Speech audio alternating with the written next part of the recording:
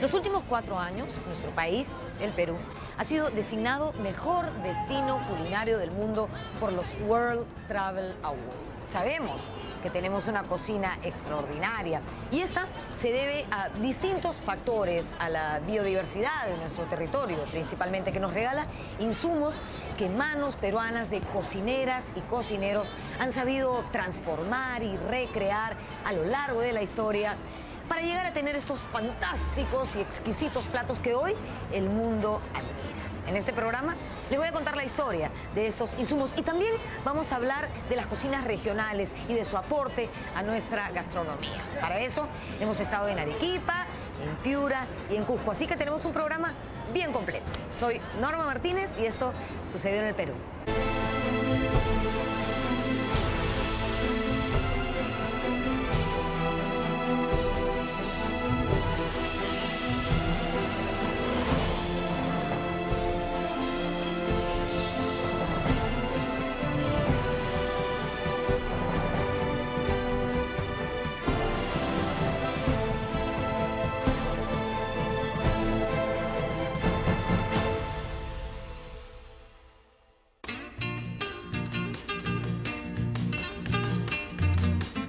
Si uno va detrás de un plato, uno va a descubrir la historia de la humanidad. Si hay algo importante es que los cocineros peruanos somos una especie de equipo, ¿no? Una especie de equipo que somos muy unidos.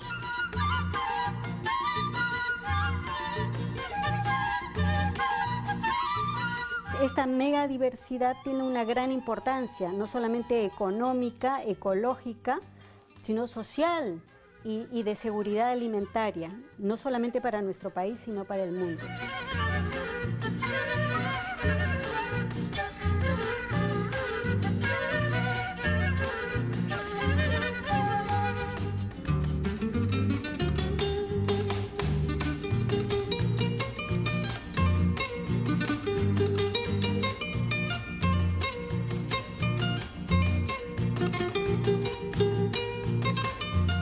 El Perú antiguo, el mundo andino prehispánico, es uno de los mejores ejemplos del control que ejerció el ser humano sobre su medio ambiente, sobre su entorno, sobre sus circunstancias. Las grandes civilizaciones preincas dieron paso al Tahuantinsuyo, el gran imperio sudamericano.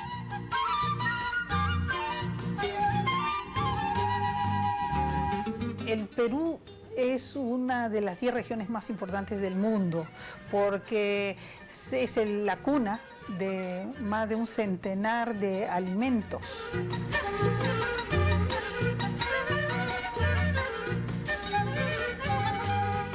Desde el siglo XVI, la tradición culinaria de los pueblos prehispánicos se combinó con las costumbres traídas por los europeos. El mestizaje culinario se estaba condimentando. En cada región geográfica del Perú, la cocina fue adquiriendo sus propias características, su sello particular, expresado en el uso de determinados insumos y en su preparación.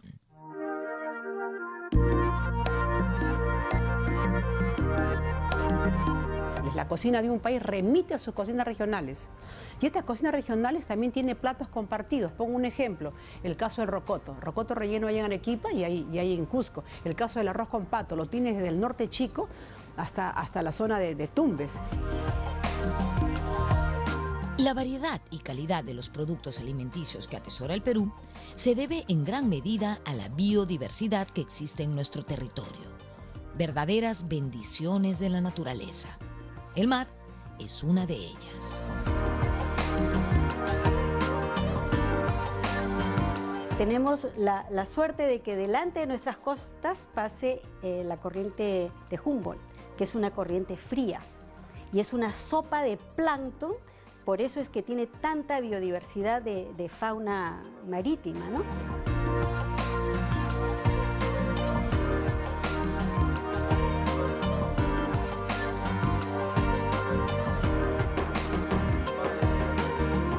Los científicos del Perú han descrito a través del Instituto del Mar y con sus estudios 1070 especies marinas para el litoral peruano. Esos son todos los pescados hasta el momento estudiados de los cuales nosotros comeremos más o menos unas 100 especies.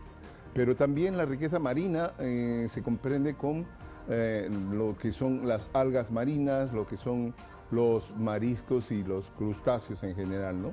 Las conchas, todos los camarones y pulpos.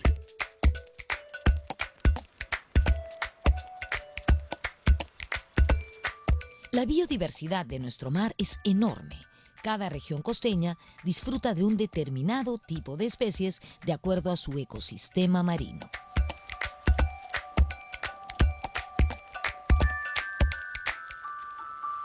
En el norte tú tienes los meros, tienes los pescados grandes, los pescados de aguas tropicales, atunes y bonitos y todos esos pescados grandes que salen de las aguas calientes y vienen a la corriente peruana, a la corriente fría, a buscar su comida, ¿no? Ahí encuentran a las anchovetas, encuentran a las sardinas, los machetes, que son parte de su comida. Pero también hay las algas, las microalgas. La cocina de la costa norte es abundante en pescados y mariscos. Por ejemplo, en Lambayeque tenemos la tortilla de raya, el chiringuito preparado con pez guitarra seco, las jaleas, las palabritas sudadas y el chilcano de cangrejo. El mar piurano nos ofrece ojos de uva, meros y cachemas.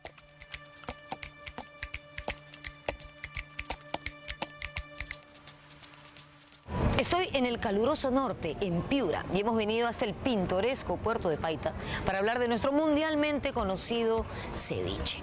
Si bien el ceviche es un plato marino, es decir, de la costa, tiene ingredientes originalmente andinos, como el camote, el choclo, el mote, la papa, puro mestizaje.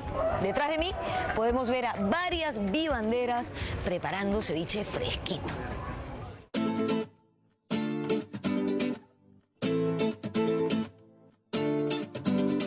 Además, en la preparación del ceviche, como lo conocemos ahora, fue clave el papel de los inmigrantes japoneses. Ellos comían el pescado fresco sin tenerlo remojado por largas horas en limón o jugo de naranja, como era la costumbre peruana anteriormente.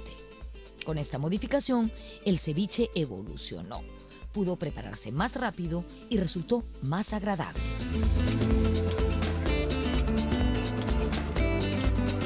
Esa expresión de la riqueza marina y de la riqueza cultural en la cual los peruanos hemos sido capaces de recrear con una técnica del pescado, ¿no? Que es de crudo, porque el ceviche es una forma de cocción del pescado.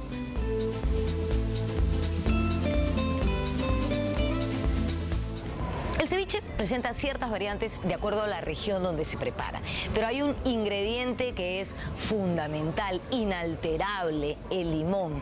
Ese limón peruano tan nuestro, chiquito, ácido, que se cultiva también en Piura, como por ejemplo en Tambo Grande. Ese limón sirve no solamente para hacer ceviches, sino también para hacer nuestro delicioso pisco sour. Platos como el tiradito, el pescado sudado y el pulpo al olivo también llevan el sello Nikkei. Desde el puerto de Paita hacemos un llamado a la protección de nuestro mar, a respetar las vedas y no poner en riesgo nuestro ecosistema marino, amenazando nuestras especies. Actualmente le estamos dando tan duro a la anchoveta que es la base de la cadena alimentaria para los peces mayores, ¿no? Estamos hablando de peces grandes, de los merlines, estamos hablando de los atunes y de los meros gigantes y todos estos bonitos y las caballas, todo eso se alimenta de anchoveta. Fue gracias a la anchoveta, transformada en harina de pescado o aceite de anchoveta, que el Perú se convirtió en el primer país pesquero del mundo en la década de 1960.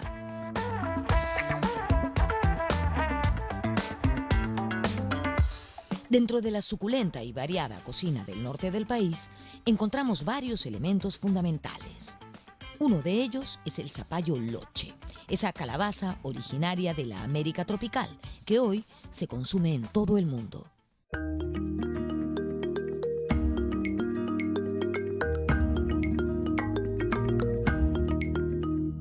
zapallo loche, ¿no? Que ese color característico del loche nos dice que tiene vitamina A, que es muy alimenticio, y el loche pues es parte de la culinaria. Yo sé que en Chiclayo, por ejemplo, el loche se echa a todo tipo de comidas. Se le echa siempre su pedacito de loche porque casi se usa como un sabor umami, ¿no? Lo que se llama el sabor umami. Es decir, que le da buen gusto a todas las cosas, ¿no?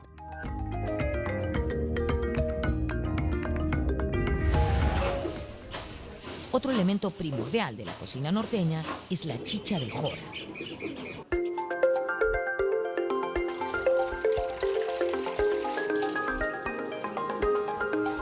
Qué buen norteño no acompaña su almuerzo con una rica chicha de jora.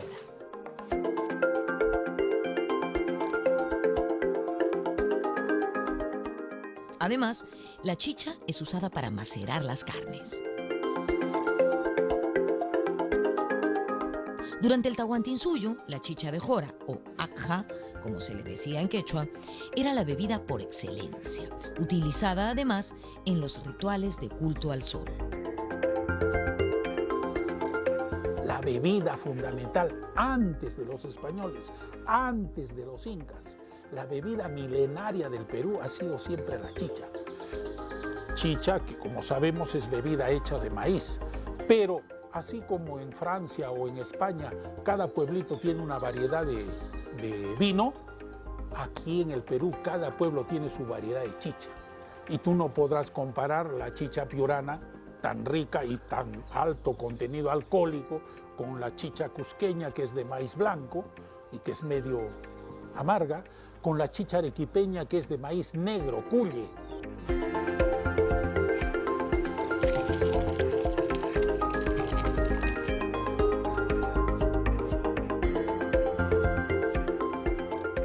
A lo largo del periodo colonial, la chicha resistió la competencia de bebidas y licores europeos como el vino y el aguardiente.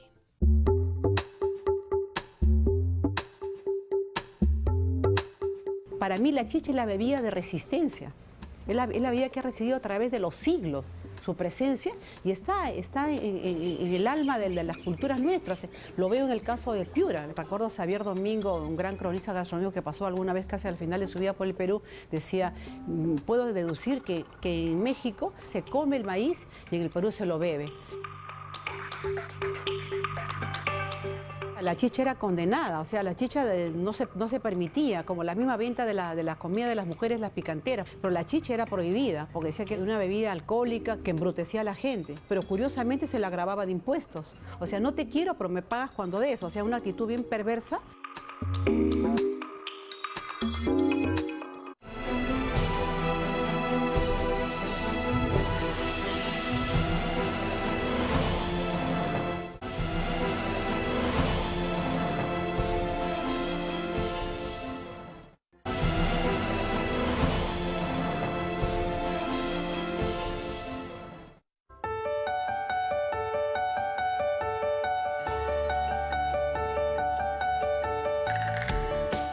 Uno de los platos típicos de Piura es el seco de chabelo. Se prepara a base de plátano machacado y carne majada, es decir, triturada. Como ocurre en otras regiones del país, los platos que se consumen en Piura guardan relación con sus festividades religiosas. Por ejemplo, el Viernes Santo se come la malarrabia, acompañada de arroz, menestras y pescado sudado. El domingo de Pascua, arroz con sopa de novio, además de pepián y seco de cabrito. Uno de los platos emblemáticos de la cocina del norte es sin duda el seco de cabrito, como este que vemos aquí, que me lo han servido en una tradicional picantería piurana. ¿Cómo se prepara un seco de cabrito? Para empezar, la carne se macera previamente en chicha de jora. Se sirve acompañado de arroz blanco y de frijoles bien cocidos. Por cierto, ya que hablamos de frijoles, les cuento que existe evidencia del cultivo del frijol en nuestro país desde hace 11.000 años en las cuevas del Guitarrero en Ancash.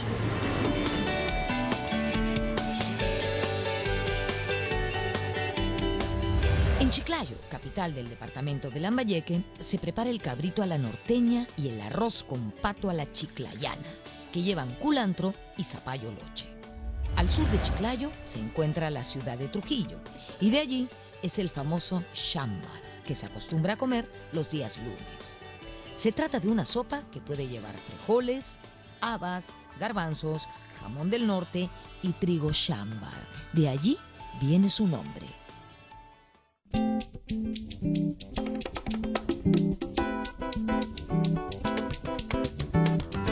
Uno de los ingredientes clave que ha llevado a nuestra gastronomía al sitial que tiene hoy es, qué duda cabe, el ají. En la cocina norteña y en toda nuestra gastronomía se usa muchísimo el ají amarillo. En época prehispánica, el ají era utilizado en forma de salsa. Los antiguos peruanos le echaban ají a todo, casi como los actuales. Si vamos a Piura, no podemos dejar de comer unos chifles bien crocantes. Los chifles son rodajas de plátano frito, usualmente en leña de algarrobo. De la miel que se extrae del algarrobo se prepara el riquísimo cóctel de algarrobina. Bueno, en el norte, la estrella es el algarrobo. La algarroba, ¿no? El algarroba que es primero que es un árbol maravilloso. Es el árbol que está en el desierto y que para obtener agua puede lanzar una raíz de 80 metros de profundidad. Y por eso, donde hay algarrobo, se mantiene verde el lugar, ¿no? Produce una vaina que se llama la algarroba, produce las hojitas que en el norte le llaman puño, que es alimento de las cabras, ¿no?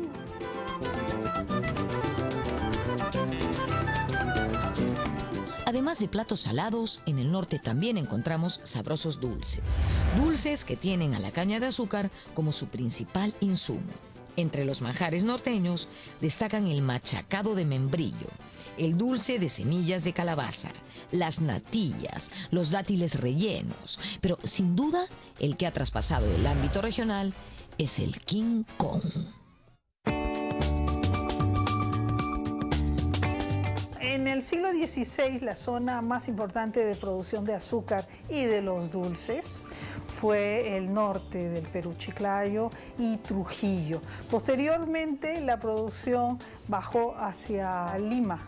Lima era una zona productora de caña de azúcar sumamente importante.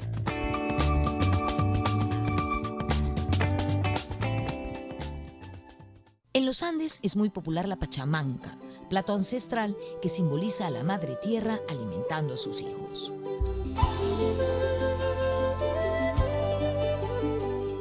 La pachamanca se consume desde hace 7000 años. En Telamachay, una misión francesa, descubrió que antes de la aparición de la cerámica en la zona, una técnica popular era calentar las piedras y ahí, al contacto, cocinar las carnes.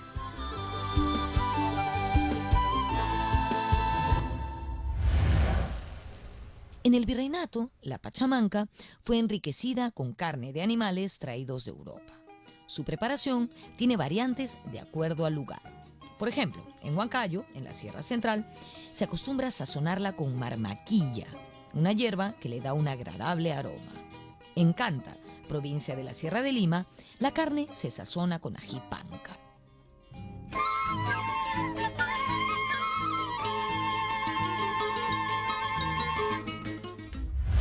El tubérculo que le da un rico dulzor a la pachamanca es el camote. Y no solo a la pachamanca, por supuesto, también al ceviche. El camote lo comemos horneado, frito, en puré, en dulces, cocido. Y además de ser delicioso, tiene un alto valor nutritivo.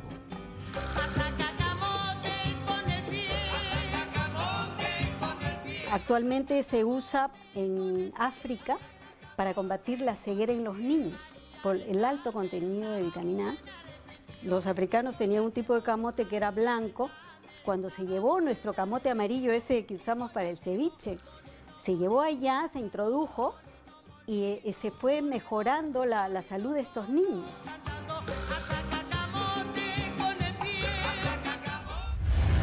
El cultivo estrella de los Andes es la papa. que constituye la base de la alimentación campesina.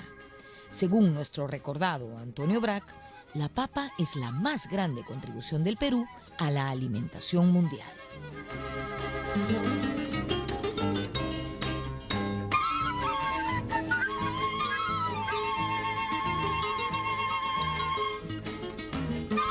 La papa es, junto al trigo, el maíz y el arroz, uno de los 4 alimentos fundamentales de la humanidad. Se hizo comestible en los alrededores del lago Titicaca luego de un paciente proceso de domesticación. Se consumió y cultivó masivamente en Tiahuanaco y en el Tahuantinsuyo. Desde entonces se practicó un proceso mediante el cual podía conservarse y almacenarse deshidratada, ¿no? Lo que se conoce como chuño, que es una variedad de papa seca. Estoy en Irrigación Majes, al lado de un extraordinario cultivo de papa.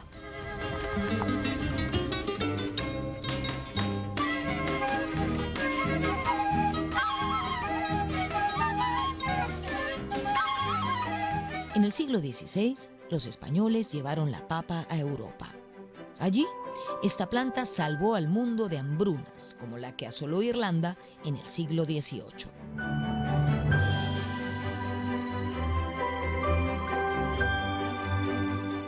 Nuestra papa ha salvado de la hambruna a Europa, ¿no? Por eso tú puedes encontrar en Europa un museo de la papa en Alemania, porque han tenido esa inmensa importancia para la alimentación.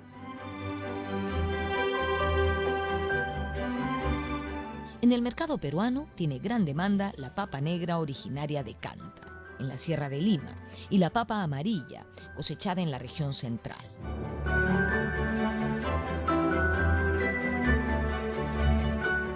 Bueno, todo el centro se distingue por las papas, ¿no? Huánuco, Huasahuasi. Las papas de Huasahuasi es un centro de domesticación de papas donde puedes encontrar variedades increíbles, ¿no? De papa, mashua, oca. Son lugares donde la papa nativa tiene lugar y donde se han implementado técnicas muy especiales de cultivo de estas papas.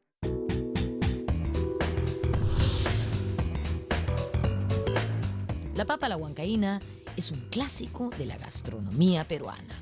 Lleva una crema preparada a base de leche, queso, galletas de soda, ají amarillo, ajos, cebolla y aceite.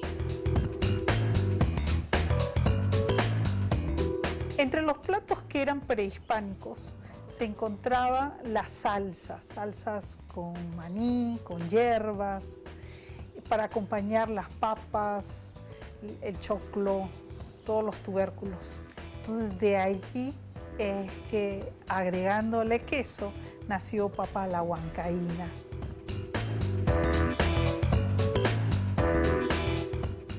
Junto a la papa y al maíz, la quinoa fue uno de los insumos más importantes en la dieta del hombre prehispánico.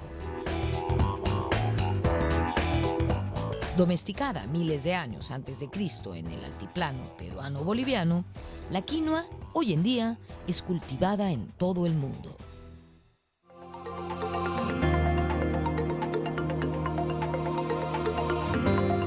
La quinoa es un superalimento, es uno de los cereales andinos de mayor valor proteico. Contiene además en su composición 10 aminoácidos esenciales para el cuerpo humano, minerales, vitaminas y además hoy es el insumo estrella de las gastronomías internacionales. No hay ningún chef que se respete que no tenga en su carta un plato con quinoa. La Organización de las Naciones Unidas para la Alimentación y la Agricultura, la FAO, declaró el 2013 como el Año Internacional de la Quinoa. Y el mundo señala a este alimento como fundamental para combatir el hambre y promover la seguridad alimentaria. Nuestro país es el mayor productor de quinoa del mundo. Y dicho sea de paso, de espárragos. Estoy en el distrito de Majes, provincia de Cayoma, en Arequipa, y aquí hemos encontrado este espectacular sembrío de quinoa.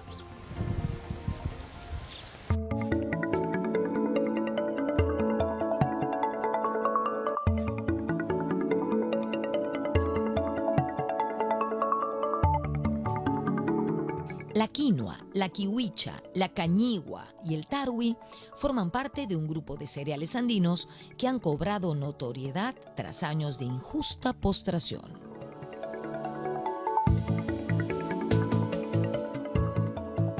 Los granos andinos, la quinoa, por ejemplo, ¿no? Ahorita está siendo estudiada ya para llevar a cultivarse en Marte, ¿no? En ecosistemas aislados, ¿no? Está siendo probada en estos ecosistemas aislados para probar su grado de productividad en el espacio, ¿no? Y resulta que la quinoa tiene rendimientos impresionantes, ¿no?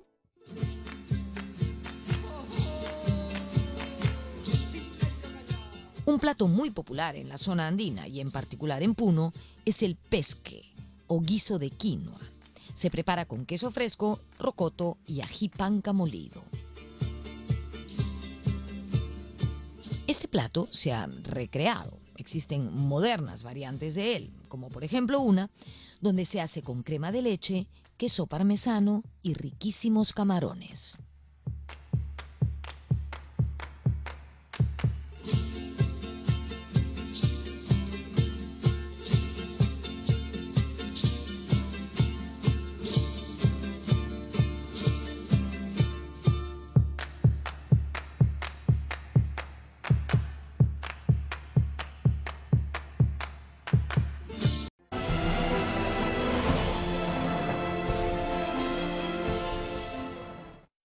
Nosotros hemos llevado un batán a Milán. Claro, ha sido históricamente el primer batán que ha cruzado el océano.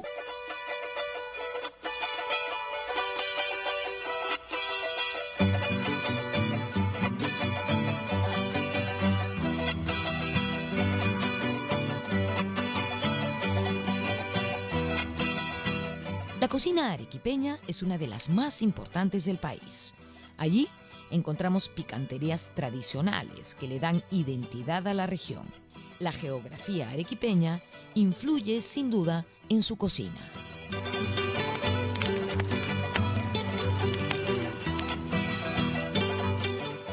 Arequipa, desde el punto de vista geográfico, es una ciudad, podríamos decir, frontera o bisagra, mejor, entre la costa y la sierra.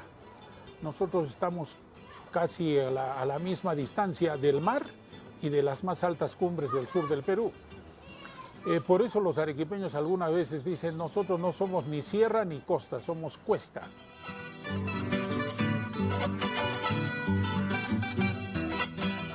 Esta feliz confluencia de productos costeños y serranos se sintetiza en uno de los símbolos de la cocina arequipeña, el chupe de camarones.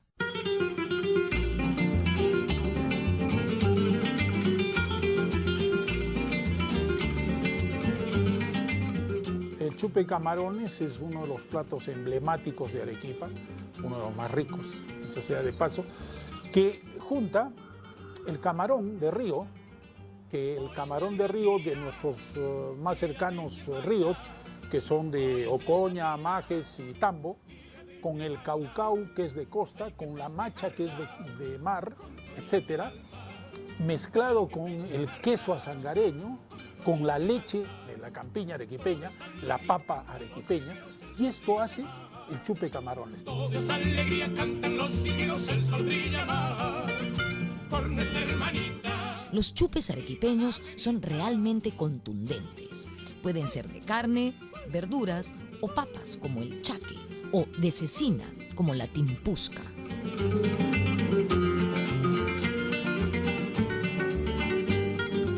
Sería incomprensible la culinaria arequipeña sin la cecina, el cordero asesinado, vuelto cecina, es decir, el cordero eviscerado, abierto y cubierto de sal y puesto al frío del altiplano, casi cocinado por el frío, entre comillas. Esto le da sabor. Los chupes arequipeños no se podrían entender sin la cecina. Insumo importante para los chupes es el zapallo de Yumina, pueblo ubicado en el distrito de Sabandía, que produce unos zapallos pequeños, suaves y exquisitos.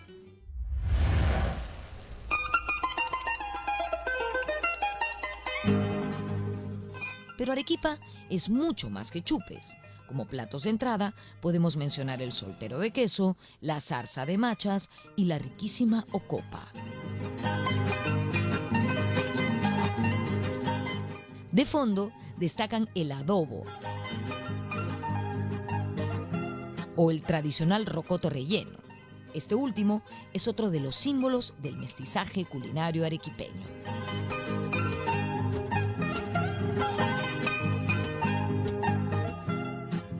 El rocoto relleno es uno de los platos emblemáticos de Arequipa.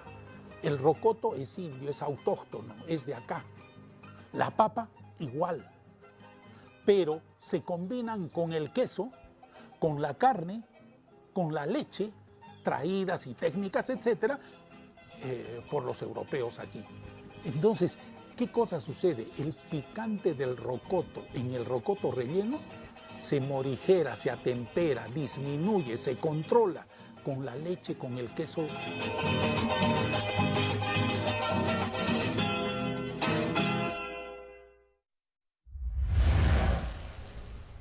En departamentos como Arequipa, Cusco, Cajamarca, Ancash o La Libertad, la carne de cuy es de consumo frecuente.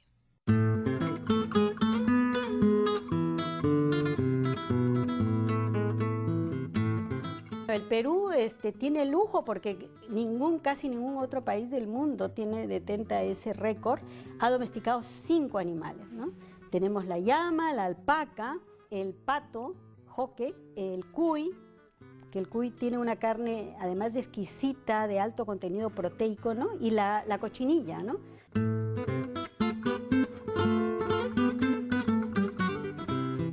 El cuy es una especie oriunda de América. Fue domesticado desde tiempos precolombinos. Se le conoce también como conejillo de Indias.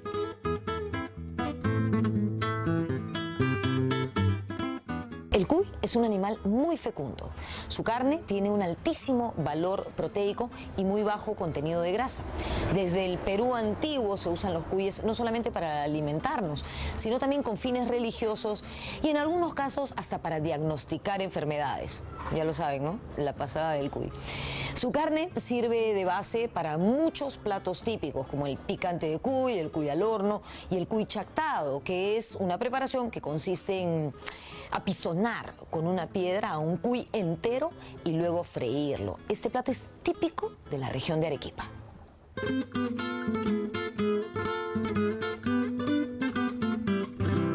Desde el periodo Inca, la comida jugó en estrecha relación con las festividades religiosas. Esto lo podemos apreciar hasta el día de hoy.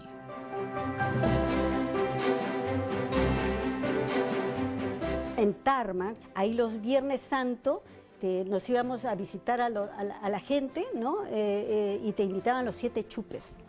Tenías que tomar los 7 chupes. Era el chupe de quinoa, de papa, de mashua, de habas, el chupe verde, que era de hierbas, ¿no? Como el paico, ¿no?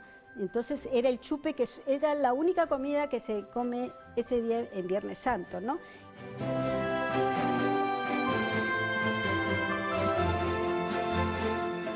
En Cusco, en Semana Santa, se come el chupe de zapallo, elaborado con algas de las lagunas.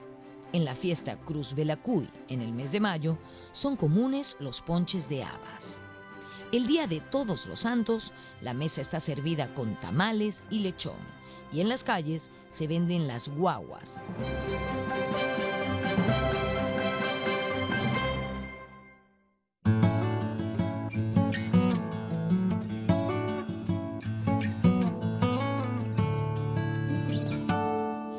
El maíz fue uno de los granos preferidos de aztecas, mayas e incas.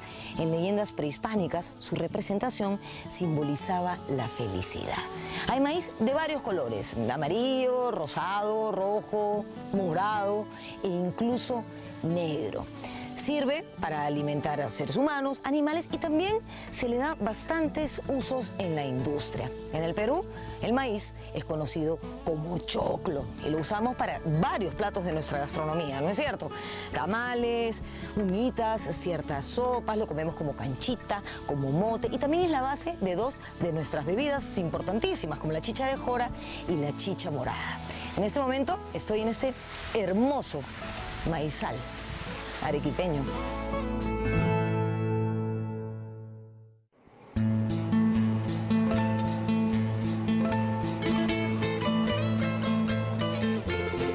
Es famoso también el choclo o maíz cultivado en el Valle Sagrado de los Incas.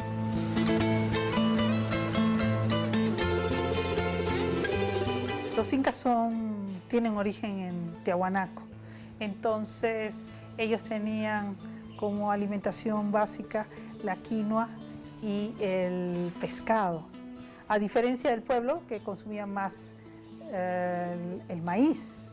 Y el maíz cusqueño, el maíz gigante, realmente es un maíz extraordinario, único, que se ha expandido por todo el Perú y en todo el mundo. Es una delicia. En Tacna se come mucho la cazuela de gallina y el pastel de choclo. Y Moquegua destaca por sus exquisitos dulces. La lista es larga. Tenemos guargueros, alfajor de penco, maicenas, niditos de amor, alfajorcillos, manjar blanco. Moquegua producía 3 millones a 3 millones y medio de litros de vinos y piscos, de los cuales necesitaba entre 70.000 y 100.000 claras de huevo para poderlos clarificar el vino y el pisco. Entonces se tenían entre 70 y 100.000 yemas que se tenía algo que hacer. Y es ahí cuando comienzan a producirse una serie de postres a base de yemas, con pisco, con vino, y así nace la tradición moqueguana de la confección de dulces.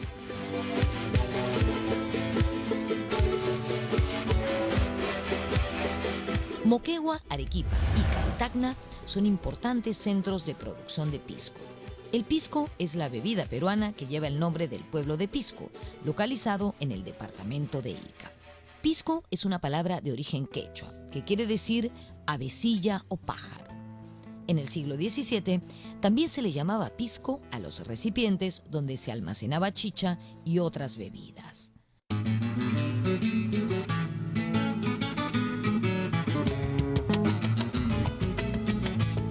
Había un comercio muy importante de Moquegua y Arequipa hacia las minas de Potosí. El pisco empezó a elaborarse en grandes cantidades para abastecer a las minas, porque es una bebida que alivia la fatiga y al mismo tiempo da calor. En zonas muy altas es una bebida muy recomendable después de un día de trabajo.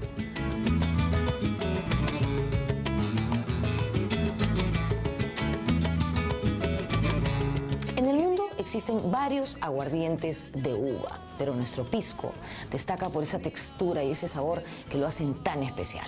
Esto se debe a las tierras donde se cultiva la vid y a las clases de uvas. Sabemos que existen uvas aromáticas y no aromáticas. Entre las aromáticas destacan la moscatel, la Italia, entre las no aromáticas la quebranta y la negra. Además, el pisco tiene un proceso de destilación muy especial que lo hace diferente a los aguardientes que se fabrican en otros lugares. ¿Por qué? Porque el pisco no se añeja, el pisco reposa. Arequipa, desde tiempos de la colonia, fue un principal exportador de pisco. Aquí la fabricación de pisco es antigua, data de mediados del siglo XVI. En este momento, por ejemplo, estoy en Vítor. Vítor es un distrito de la provincia de Arequipa que queda a 63 kilómetros de la Ciudad Blanca. En Vítor se encuentra esta bodega, la Hacienda del Abuelo, que tiene tinajas que están fechadas en 1849, este par, por ejemplo, en 1854, y hay una aquí de 1735. 17. O sea, que imagínense, Vítor fue un centro importante de producción de pisco durante esa época y hasta el día de hoy, de alguna manera, lo es. El pisco, como sabemos, es nuestra bebida bandera. Con él preparamos extraordinarios cócteles que a todos nos encantan, como el pisco sour, el chicanito y el capitán.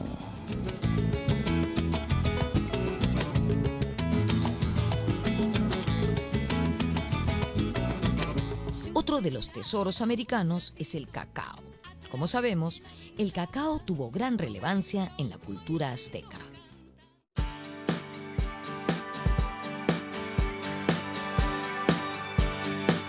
Los mexicanos lo desarrollaron, lo utilizaron en sus rituales.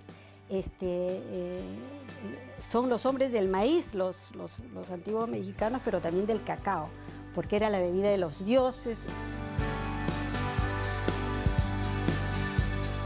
Recientes investigaciones arqueológicas arrojan que el cacao es originario de la Amazonía, específicamente de la zona de Chinchipe, en la frontera peruano-ecuatoriana.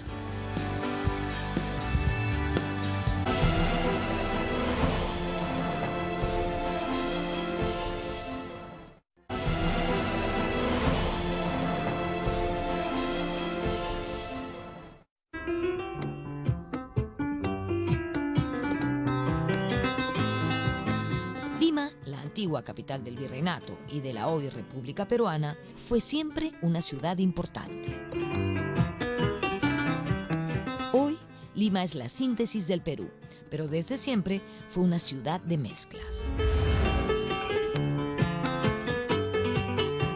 Era una enorme cantidad de negros, zambos, mulatos, y ellos evidentemente han participado en la tradición, son los herederos de la tradición limeña de la cocina, en la elaboración de, por ejemplo, de los tamales, el chancho, los dulces, en general toda la cocina criolla.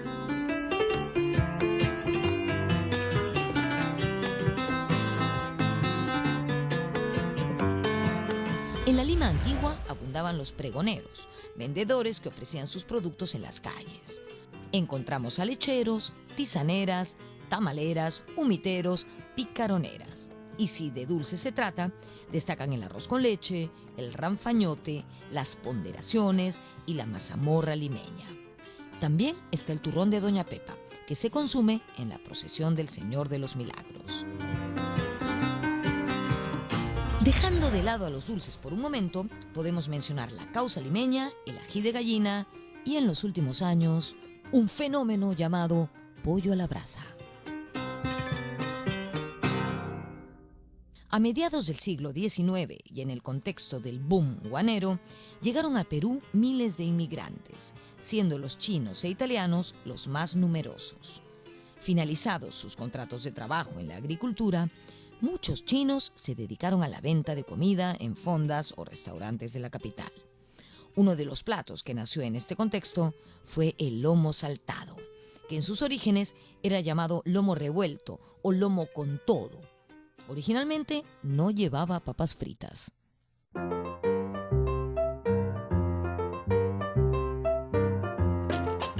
El lomo saltado no tiene pierde, ¿no? Como se dice, ¿no? Pero son platos que donde tú los hagas, además lo haces con 5 cosas y te lo compras en la esquina, en el mercado y llegas a tu casa de papá y lo haces, ¿no? Es un plato que funciona muy bien. Con la llegada de los chinos, el consumo de arroz aumentó. Con el paso de los años, platos como el arroz chaufa y el tallarín saltado ingresaron y se quedaron en el menú familiar peruano. Los chinos tomaron algunos negocios populares y le pusieron su toque de sabor. Por ejemplo, el lomo saltado, los tallarines. Hoy día es muy popular en todos los hogares el arroz chaufa.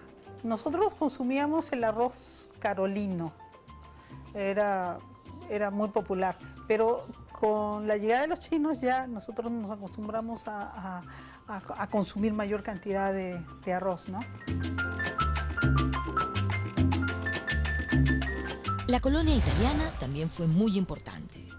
Muchos se dedicaron a la horticultura y trajeron las acelgas, espinacas, coles, coliflores, berenjenas, betarragas y albahaca.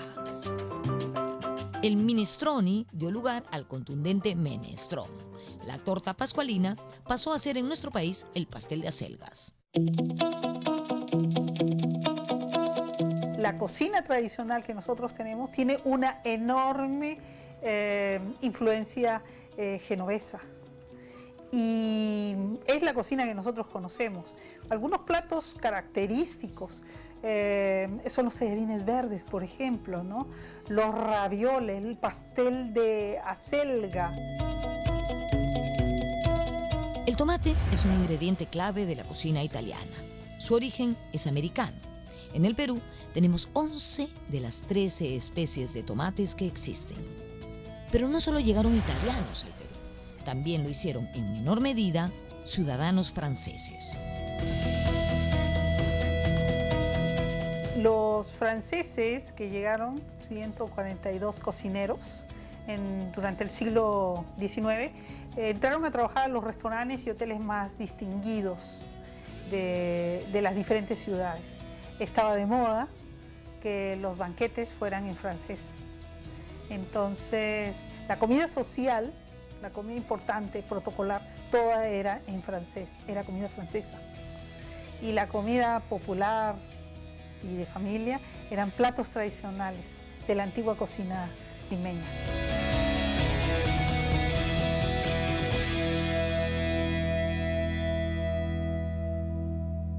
La enorme biodiversidad amazónica nos ha regalado una exuberante gastronomía.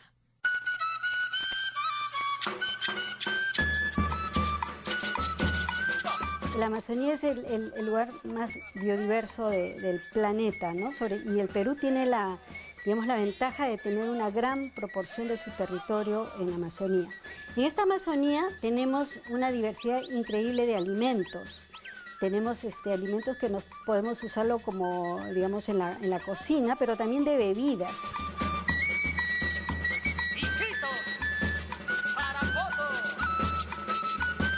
Tenemos platos de la selva, como la carne de monte, el chicharrón de lagarto y el majás al horno. Son muy populares también la ensalada de chonta y algunas frutas como el aguaje, la cocona, la carambola y el camu camu.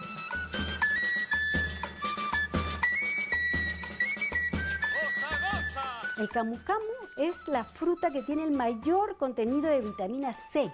Y tú sabes que la vitamina C es fundamental como antioxidante, ¿no? Y tiene 16 veces más vitamina C que la naranja y que las otras frutas, ¿no? Tenemos esta ventaja maravillosa del camu camu, que es un arbusto que crece a las orillas de los ríos y que hace poco nomás se ha empezado a domesticar, ¿no? Si hablamos de ajíes y peces, la lista es larga. El ají de cocona, que se utiliza también mucho en la comida selvática, tiene mucho contenido de vitamina C. Tú vas al mercado de Iquitos y ahí puedes encontrar toda la diversidad. Los ajíes, el charapita, una serie de ajíes que no son picantes, ¿no? Entonces es el centro de origen de este tipo de ajíes ahí en la Amazonía. Bueno, la diversidad es impresionante, la diversidad de peces, ¿no? El paco, la gamitana, el paiche, que es la carne maravillosa de un color rosado precioso que ya está siendo exportado, ¿no? Es un pez que tú cuando lo ves dices esto es antidiluviano, ¿no? Un pez hermoso y que se cría en cochas. En la selva es infaltable la cecina, carne de cerdo ahumada y salada. El tacacho, que conjuga plátanos a la brasa con chicharrón en hilachas. El inchicapi, que es un espeso puchero de gallina amostado con crema de maní y maíz tostado. Asimismo, el juane, que se come en la fiesta de San Juan, el 24 de junio. Lleva gallina y a veces maní y aceitunas. La fiesta religiosa de San Juan está vinculada también a la alimentación, ¿no? Ahí se sirven los famosos fanes que representan, dicen, la cabeza de San Juan. Los fanes, bueno, están hechos de pollo y arroz, pero sin embargo llevan aliños, condimentos como la cúrcuma, ¿no? Que es una especie que está siendo muy estudiada para la cura de diversas enfermedades.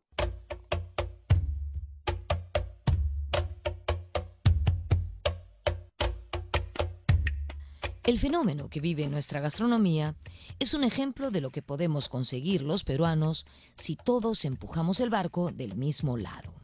Cocineras, cocineros, empresa privada, Estado, etc. En este sentido, en los últimos años, ha sido importante la participación de PROMPERÚ.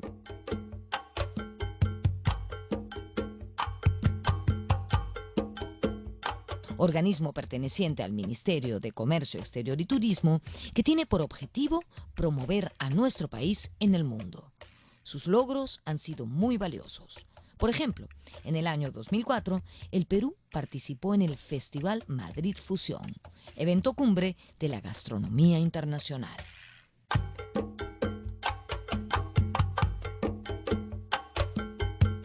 Es un evento súper importante donde van cocineros de todo el mundo. Yo creo que eso fue muy importante porque PROMPERÚ apostó por estar cada año, y lo sigue haciendo, en un stand cuando ningún país lo hacía. ¿Y qué hacían? Que lo importante era que cada cocinero del mundo, además líderes de opinión, pasaran por el stand de Perú y de alguna manera probaran algo peruano. Desde esta primera participación se promocionaron comidas y bebidas tradicionales, como el ceviche y el pisco, las cuales tuvieron enorme acogida.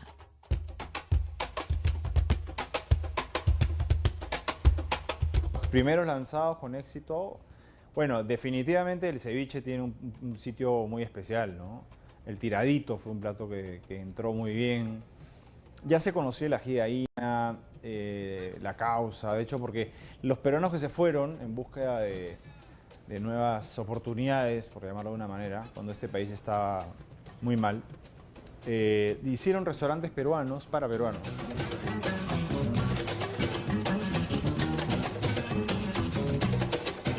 En los últimos años, el Perú ha consolidado su presencia en prestigiosos eventos culinarios internacionales. En el año 2016, el pabellón peruano en Madrid Fusión ofreció nuestros principales productos bajo el concepto del restaurante tradicional peruano o picantería. En el plano local, desde el año 2008, se organiza la exitosa feria gastronómica Mistura, encuentro donde se junta lo mejor de la cocina local.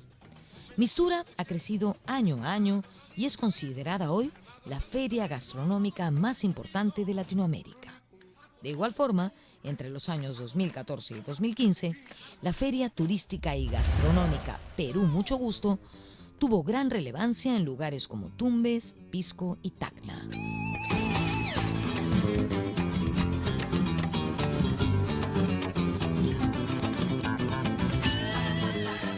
Debemos valorar y reconocer la milenaria conexión que existe entre la tierra y los hombres que la cultivan. El papel de las cocineras y cocineros, amas de casa, inventores que a través del tiempo crearon, recrearon y enriquecieron con pasión, ingenio y amor esa extraordinaria cocina que hoy nos enorgullece a todos.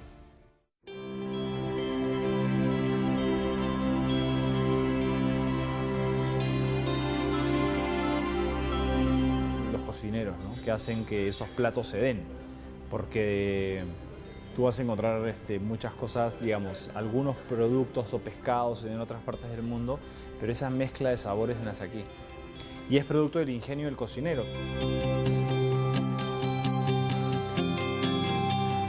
Retomar, hay que restituir ese lazo humano solidario que le debemos tanto a la tierra, que es un ser vivo para las comunidades y que también lo debe ser para nosotros, para los cocineros, por ejemplo, ¿no? O sea, sentir que uno toca un insumo que es portador de una memoria histórica. Yo creo que ese es el primer intento, creo, significativo que tenemos que tener en el Perú como parte de todas las instituciones, empezando desde los colegios, en que hay que entender que cocina y diversidad van de la mano. Sin eso no se puede entender la cultura en el Perú.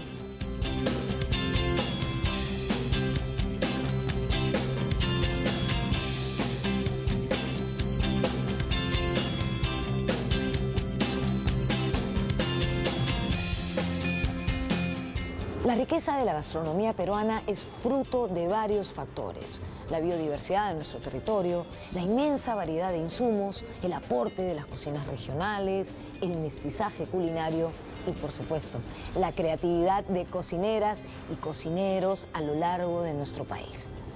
Nuestra cocina es motivo de auténtico orgullo nacional y sin duda nos hermana cada vez más como nación. Nos vemos en la próxima.